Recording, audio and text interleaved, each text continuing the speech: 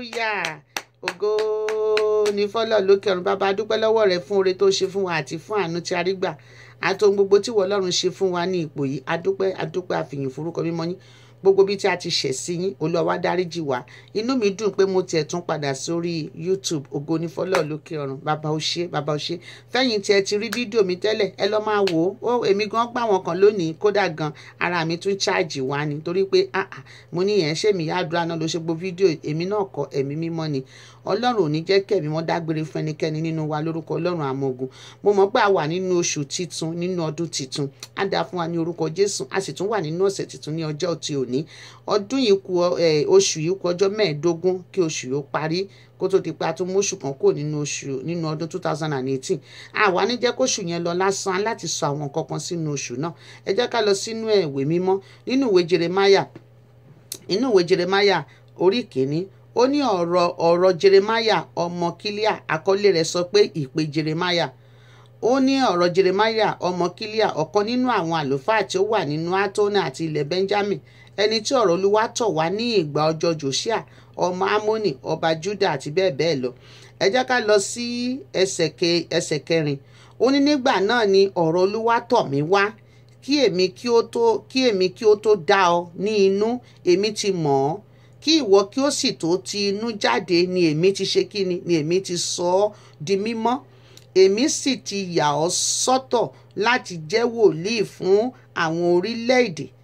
Èmi Jeremáyà sì wí pé Olúwa sáà wò, èmi kò mọ̀rọ̀ sọ o, nítorí ọmọdé ni èmi kò mọ̀rọ̀ sọ.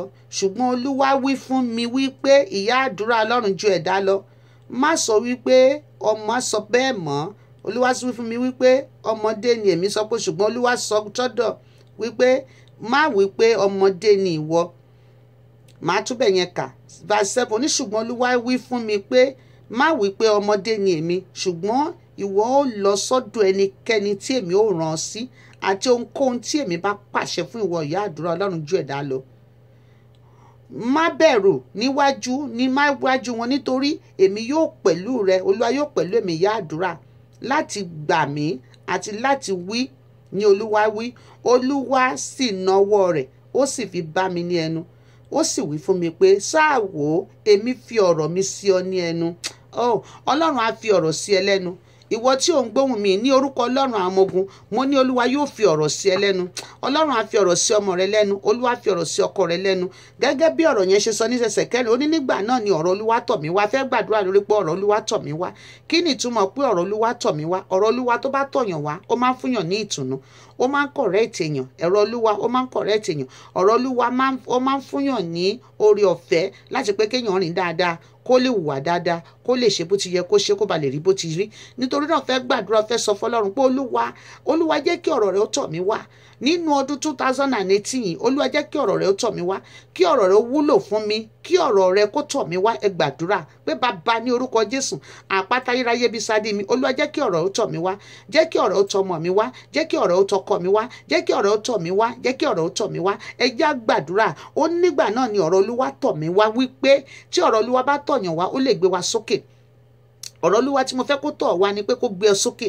Ọ̀rọ̀ Olúwa tí mo fẹ́ kó tọ̀ wá ni pé kó gbé ẹ kúrò nípò bákan náà, kó gbé ẹ sí ipò rere. Wọ́n ní ìpè Jeremáyà. Ọ̀rọ̀ Olúwa tọ̀ wá, a gbé kúrò nínú ilẹ̀ẹ́lẹ̀, a gbé jókòó pẹ̀lú àwọn ọmọ aládé. Ọ̀rọ̀ Olúwa tọ̀ wá, a jẹ́ kó mọ nǹkan tó wá sílé ayé wá ṣe. Nípa ọ̀rọ̀ Olúwa tó tọ̀ wá, ó jẹ́ kó mọ ohun tí òun wálé ayé wá ṣe. Nípa ọ̀rọ̀ Ọlọ́run tó tọ̀ wá, ọ̀rọ̀ Olúwa tó tọ̀ wá, ó jẹ́ kí ó mọ̀ wípé láti inú òun ni Olúwa ti mọ̀ nípa ìrìn àjò òun nínú ayé. Gẹ́gẹ́ bí èmi àti rẹ, ọ̀pọ̀ ọ̀rọ̀ Olúwa tọ̀ èmi àti rẹ náà wá, ó máa jẹ́ ká mọ ohun tí a wá ṣe nílé ayé. Torí náà sọ fún Ọlọ́run pé 2018 èmi ò ní lò bí mo ṣe lo 2017. Àwọn nǹkan kan tó yẹ kí n mọ̀ ṣe tí mi ò tí ì mọ̀ ṣe, Olúwa ràn mí lọ́wọ́ láti lè ṣe. Ní 2018 Olúwa gbé mi dìde. Olúwa jẹ́ kí ọ̀rọ̀ ó tọ̀ mí wá láàárọ̀, lọ́sàn-án, lálẹ́ mi ní 2018. Olúwa jẹ́ kí ọ̀rọ̀ ó tọ̀ mí wá ní orúkọ Jésù. Jẹ́ kí ọ̀rọ̀ ó tọ̀ àwọn ọmọ mi wá, ọ̀rọ̀ ìgbéga, ọ̀rọ̀ àṣeyọrí, ọ̀rọ̀ ìdùnnú, ọ̀rọ̀ tó máa gbé mi kúrò nílẹ̀ẹ́lẹ̀, tó máa gbé mi jòkó pẹ̀lú àwọn ọmọ aládé, ọ̀rọ̀ tó máa ṣàánú fún mi, ọ̀rọ̀ tó máa jẹ́ kí n bá láàánú pàdé. Olúwa jẹ́ kó tọ̀ mí wá. Ọ̀rọ̀ tó máa jẹ́ kí n mọ̀ pé Olúwa fẹ́ mi yéye, gẹ́gẹ́ bí ọ̀rọ̀ yìnbó lórí yẹn ṣe máa ń kọ. Ó ní ó fẹ́ mi, ó fẹ́ mi yéye, ìgbàgbọ́ ni mo fi mọ̀ pé ó fẹ́ mi o. Ọ̀rọ̀ Olúwa tí ọ̀rọ̀ Olúwa bá tọ̀ wá wá á jẹ́ ká mọ̀ pé yes olúwa fẹ́ràn wa, ọlọ́run fẹ́ wa, ó fẹ́ wa yeye. olúwa jẹ́ kí ọ̀rọ̀ ẹ tọ̀ mí wá lé ọ̀rọ̀ àwọn ẹbí mi, lọ́rọ̀ ẹbí mi, jẹ́ kí ọ̀rọ̀ ó tọ̀ mí wá, kó fún mi ní òye bí mo ṣe máa bá àwọn ẹbí mi lò, tí máa fi ní ọgbọ́n, tí máa fi ní ìmọ̀, tí máa fi ní òye. olúwa jẹ́ kí ọ̀rọ̀ rẹ tọ̀ mí wá, kó sọ mí di aya rere, tí máa fi lè jẹ́ aya rere ní ọ̀dẹ̀dẹ̀ ọkọ. olúwa jẹ́ kí ọ̀rọ̀ rẹ tọ̀ mí wá kí lè jẹ́ ìyá rere, tí máa fi jẹ́ ìyá rere fáwọn ọmọ mi. olúwa jẹ́ kí ọ̀rọ̀ rẹ tọ̀ mí wá to make me to be a great ambassador for Christ in the land of the living. olúwa jẹ́ kí ọ̀rọ̀ rẹ tọ̀ mí wá, ọ̀rọ̀ rẹ tó máa tọ̀ mí wá, tó máa gbé mi kúrò ní ilẹ̀, tó máa gbé mi jókòó pẹ̀lú àwọn aládé. ọ̀rọ̀ rẹ tó máa tọ̀ mí wá, tó máa mú mi jẹ́ èèyàn gidi. torí now the level of his Jeremiah change. ọ̀rọ̀ olúwa tọ̀ wá, ọ̀rọ̀ rẹ̀ tọ̀ wá. As a matter of fact, he is not sure of himself. ó lóun ò mọ̀rọ̀ sọ. ọ̀pọ̀lọpọ̀ wa ló jẹ́ pé ó yẹ ká jẹ́ orí, ọ̀pọ̀lọpọ̀ wa ló yẹ kó jẹ́ ká wà ní ipò ńlá, ṣùgbọ́n a máa bẹ̀rù. We're not sure of ourselves. Meanwhile, there's something that the Lord planted inside of us. ó ní àwọn nǹkan kan tí ọlọ́run fi sínú wa, gẹ́gẹ́ bí ìwé Éfésù ṣe sọ fún wa wípé ó ní olúwa, ó ló tóbi, ó lọ́ba, ó ní ọba tó lè fún wa ní ohun gbogbo ju bí a ṣe lérò àti bí a ṣe béèrè lọ nínú ìwé Ephesians chapter 3 verse 20. ó ń torí pé agbára ń gbé inú wa, agbára ń gbé inú wa. ọlọ́run gbin ọ̀rọ̀ sínú wa láti fi sọ. ọ̀rọ̀ wà nínú wa láti fi ṣe ohun rere. alágbára láti ṣe ohun rere, alágbára láti jẹ́ aya èèyàn kan, alágbára láti jẹ́ ọmọ èèyàn kan, alágbára láti bímọ sórílẹ̀-èdè alààyè, alágbára láti ní ọkọ, alágbára láti ìwọ ọkùnrin ní agbára láti ní aya, a ní agbára láti ṣiṣẹ́, alágbára láti ṣòwò, alágbára láti mọ Ọlọ́run sí, alágbára láti kàwé, alágbára láti sùn, alágbára láti jí. ọlọ́run fún wa ní agbára. sọ fún ọlọ́run pé olúwa, ẹni mímọ́ Ísírẹ́lì, jẹ́ kí ọ̀rọ̀ ó tọ̀ mí wá. ọ̀rọ̀ rẹ tọ̀ Jeremáyà mọ́, ilé ayé rẹ̀ ò rí sí lórí tabákan náà mọ́. a gbé Jeremáyà kó lórí tabákan náà, ayé ìgbà àtìgbà ayé Jeremáyà padà, ayé ìgbà àtìgbà ayé rẹ̀ padà sí eré. olúwa jẹ́ kí ọ̀rọ̀ rẹ tọ̀ mí wá. arúgbó ọjọ́ mo tọrọ, mo bẹ̀bẹ̀, bàbá jẹ́ kí ọ̀rọ̀ rẹ tọ̀ mí wá. ọ̀rọ̀ ẹ tó máa tọ̀ mí wá táyé mi fi máa ní ìtumọ̀. ọ̀rọ̀ ẹ tó máa tọ̀ mí wá tí mi fi ní jókòó sórí ìtàbákan náà mọ́.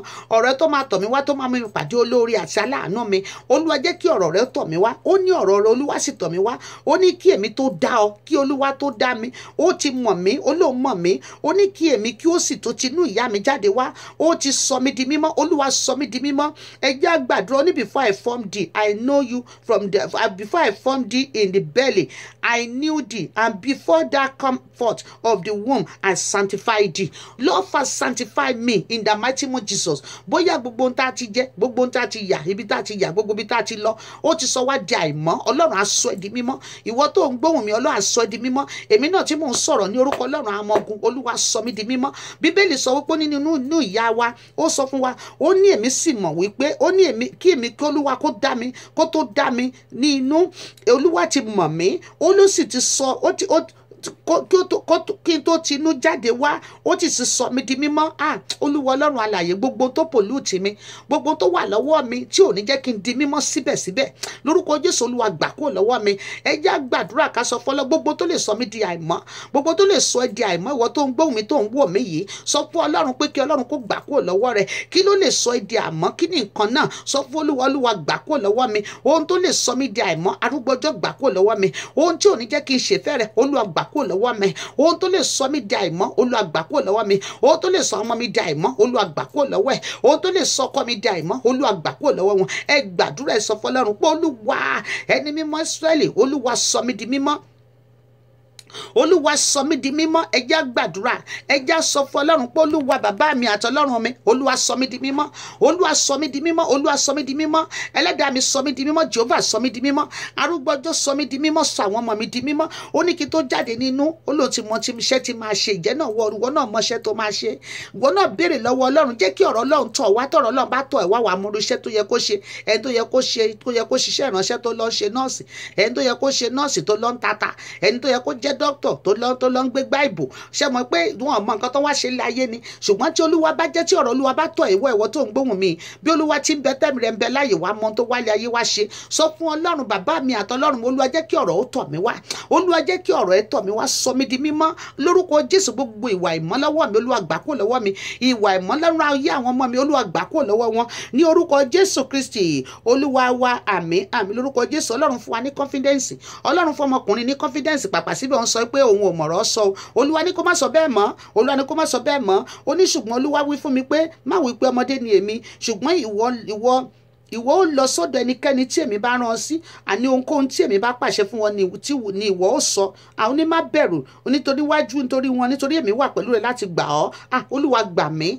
Ohunkóhun tí Olúwa bá ní kó wá ṣe lórílẹ̀‐èdè alààyè, ìwọ tó ń gbọ́ mi lórúkọ Jésù wàá ṣàṣeyege. Lórúkọ Jésù èmi náà ṣàṣeyege. Mi ní kú sọ́nà bí ọkọ̀ èéfín. O ò ní kú sọ́nà bí ọkọ̀ èéfín. Bólúwa tí ń bẹ tẹ́mi rẹ̀ ń bẹ láàyè. Ohun tí a ní kó wálé ayé wá ṣe wàá ṣe. Ní 2018 wàá dàmọ̀ sí eré. Ẹni tí ò kọ́lé lára yín á kọ́lé. Ẹni tí ò ralẹ̀ rí aralẹ̀. Ẹni tí ò láya rí aláya. Ẹni tí ò lọ́kọ rí alọ́kọ. Ẹni tí ò bímọ rí abímọ. Ní orúkọ Jésù ti Násárẹ́tì, ẹni tí ò mọ Ọlọ́run rí á mọ Ọlọ́run. Torí pé kí ni ọ̀rọ̀ Ọlọ́run tọ̀ wá. Lórúkọ Jésù ọ̀rọ̀ Ọlọ́run á tọ̀ wá. Wàá mọ ìdí tó fi wá sílẹ̀ ayé. Má bẹ̀rù. Má bẹ̀rù ni ohun náà wí. Bíbélì sọ fún wa pé Olúwa ò fún wa lẹ́mìí ìbẹ̀rù. Ó fún wa ní ẹ̀mí akin. The Lord did not give us the spirit of fear, but he gave us the fear of the peace of sound mind. And not only that, ìwé mímọ́ sọ fún wa wípé ó ní ìbẹ̀rù tí èṣù ni. The fear of fear is of the devil. Àtẹ̀yàn bá bẹ̀rù yẹn bẹ̀rù Ọlọ́run. Bíbélì ní pé kó má ṣe bẹ̀rù ẹni tó lè para ṣùgbọ́n tí ò lè pa ẹ̀mí. Bẹ̀rù Ọlọ́run tó lè para tó sì lè pa ẹ̀mí. Lẹ́yìn Ọlọ́run kò séyàn kankan míì tó yẹ kó máa gbé sáyà gàgàgà. Sọ fún Ọlọ́run pé Bólúwa tí ń bẹ tẹ́mi rẹ̀ bẹ láàyè nínú ọdún ìbọ́dún ṣe ń lọ yìí. Arúgbọ́jọ́ wọnú ayé mi. Kìnìún lẹ́yà Júdà tún ayé mi ṣe. Lórúkọ Jésù mi ìbẹ̀rù kúrò láyé mi. Ìbẹ̀rù tí ò fẹ́ jẹ́ kí n jẹ́ ohun tó yẹ kí n jẹ́ nílé orílẹ̀-èdè alẹ̀ tí Ọlọ́run pèsè fún pé kí n jẹ́. Olúwa mú kúrò láyé mi.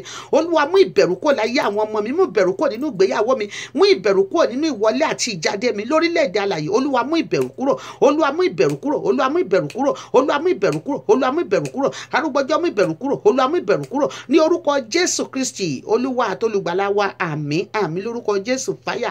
Nítorí pé mo ṣẹ̀ṣẹ̀ padà wá sórí face me and face you ní so kò ní ju bẹ́lẹ̀ lọ. Mo dẹ̀ fẹ́ kó bá mi rìnrìn àjò 15 days. Ọjọ́ 15 tó kù nínú oṣù yìí o gbúdọ̀ station ara ẹ̀ foundation 2018 ni òun ni February òun ni January. Ọ̀pọ̀lọpọ̀ ìjọ ló ń gbàdúrà káàkiri. Ọ̀pọ̀lọpọ̀ wà lórí òkè báyìí tí wọn ò lọlé. Ọ̀pọ̀lọpọ̀ ṣẹ̀mọ̀ wọ́n ní a great event require great preparation. Bó bá ṣe ṣe sí bẹ́ẹ̀ni bó bá ṣe tẹ́ bẹ́ẹ̀dẹ̀ ló ṣe sùn sí. Torí náà mo fẹ́ kó bá mi rìnrìn àjò 15 days ọjọ́ 15 tó kù kóṣù kó parí. Àti lu ọjọ́ kan báyìí tó bá tún di ọ̀la pàdé mi lórí Facebook yìí. Á dáa fún yín. Àdúrà yín á gbà. God bless you. I love you with the love of Christ. Orúkọ mi ni Ìyá Àdúrà Olorunjuedalo. I love you all with the love of Christ. Bye bye.